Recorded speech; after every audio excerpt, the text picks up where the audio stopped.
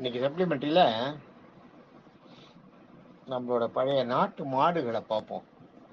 நாட்டு மாடுகள் எப்படி எதுனா இப்போதான் உங்களுக்கு வந்து ஒரே சீம பசுவாகி போச்சு. இப்போ நாட்டு மாடு பேரே தெரியல யாருக்கும். நாட்டு மாடுகள் வந்து அந்த காலத்தில் நாட்டு மாடுகள் தான். இந்த பாலும் திக்காக இருக்கும், நல்ல புஷ்டியாக இருந்தது. அதில் வந்து நிறையா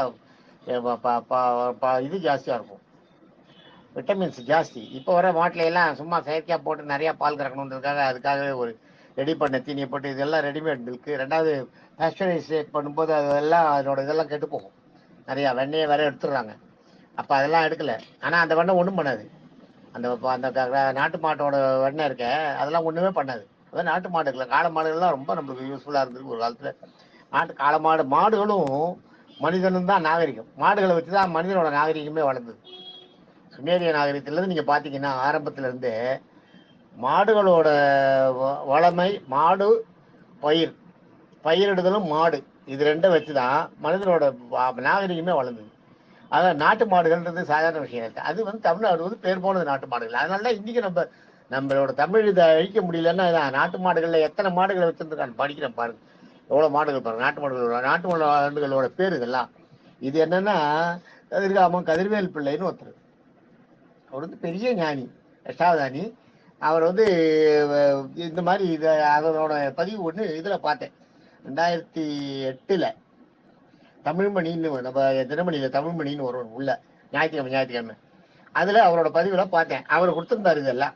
உடனே நான் அதை எழுதி வச்சேன். அதை இன்னைக்கு ஏதோ ஒரு புக்கை திறந்தேன், காத்தால் தந்தப்போ கட்டி சரி இதை சொல்லாமே, இது கொஞ்சம் எல்லாருக்கும் தெரிஞ்சுக்க வேண்டிய விஷயம் தானேன்னு. இது பாருங்க, 93 மாடுகள் இருக்குது, 93 ரகமான மாடுகள் இருந்துருக்கு. அப்போ அவர் சொன்னது சொன்னேன் பாருங்க. 1 அத்த கருப்பன், அழுக்குமறையன், அலரிக்காலன், ஆனைவரிச்சான், ஆனைச்செரியன், கட்டைக்காலை, கருமறை காலன், கட்டைக்காரி. அது அதான் கட்டை காலன்றது காளை, இது காரின்றது கடாய் மாடு. கட்டுக்கொம்பன், கட்டைவால் கூழை, கருமறை காளை, கண்ணன் மயிலை, கத்திக்கொம்பன், கள்ளக்காடன், கள்ளக்காளை, கட்டை கொம்பன், கருங்கூழை, கடற்வாய் செரியன், கழற்சி கண்ணன், கருப்பன், காரிக்காலை, காச்சலம்பன், காராம்பசு, குட்டை செவியன். இந்த காராம்பசு மட்டும் இப்பயும் எங்கேயோ ஒன்று இருக்கும் கண்ணில். காராம்பசு, குட்டை செவியன், உண்டு கண்ணன், குட்டை நரம்பன், குத்து குழம்பன், குள்ளச்செவப்பன், கூழைவாயன், கூடுகொம்பன், கூழை செவலை, கொட்டைப்பாக்கன், கொண்டை தலையன், ஏரிச்சுயன், ஏறுவாளன், நாரை கழுத்தன், நெட்டை கொம்பன், நெட்டைக்காலன், படப்பு பிடுங்கி, படலை கொம்பன், பட்டிக்காலை, பனங்காய் மயிலை, பசுங்கழுத்தான், பால் வெள்ளை, பொட்டை கண்ணன், பொங்குவாயன், போருக்காலை, மட்டை கொலம்பன், மஞ்சள் வாளன், மறைச்சவலை, மஞ்சளிவாளன், மஞ்சமயிலை, மயிலை, மேகவண்ணன், முறிக்கொம்பன், முட்டிக்காலன், மிரிகாலை, சங்குவண்ணன், செம்மறைக்காலை, செவலை கழுத்து, செம்பரையன், செந்தாழை வைரன், செரியன், தளப்பன், கல்லையங்காலை, தரிக்கொம்பன், துடைசேர்கூழை, தூங்கச்செழியன், வட்டப்புள்ளை, வட்ட செவியன், வளைக்கொம்பன், வள்ளிக்கொம்பன், வர்ணக்காலை, வட்டக்கரியன், வெள்ளைக்காலை, வெள்ளை குடும்பன், வெள்ளை கண்ணன், வெள்ளை போரான், மயிலைக்காலை, வெள்ளை,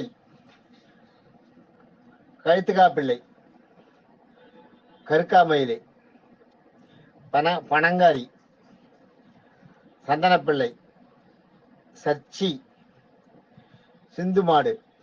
சிந்தி மாடுன்றது வந்து வெறும் நம்ம சீமம் மாடு மட்டும் இல்லை, நம்ம நாட்டு மாட்டிலே சிந்தி மாடுன்னு வந்துருக்கு.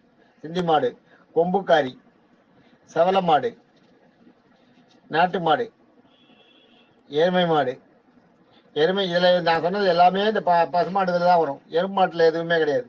காரி மாடு, எருமாடுன்றது தனி. ஆக 93 விதமான மாடுகள், நாட்டு மாடுகள் இருந்திருக்கு அந்த காலத்துல. ஆச்சரியமா இருக்கு. இதுக்கெல்லாம் பேர் வச்சு அதை கண்டுபிடிச்சிருக்காங்களே, என்ன ஜாதின்றதை கண்டுபிடிச்சிருக்காங்களே, என்ன அந்த மாடுன்றத ஒரு மாடை பார்த்த உடனே சொல்லுவாங்க இது என்ன மாடுன்னு. அப்ப எவ்வளவு அவங்களோட அறிவு எவ்வளவு இருக்கும். இந்த 93 மாடுகளை நம்மளால கண்டுபிடிக்க மாட்டை நம்மளால வகை பிரிச்சா ஒரு 3-4 வகை பிரிக்கலாம், அவ்வளவுதான் வித்தியாசம் தெரியும் உங்களுக்கு. அது கூட பேர் சொல்ல முடியாது. ஒரு 3-4 விதமா தெரியும் மாடுகளை பார்த்தோம்னா, நாட்டு மாடுகளை.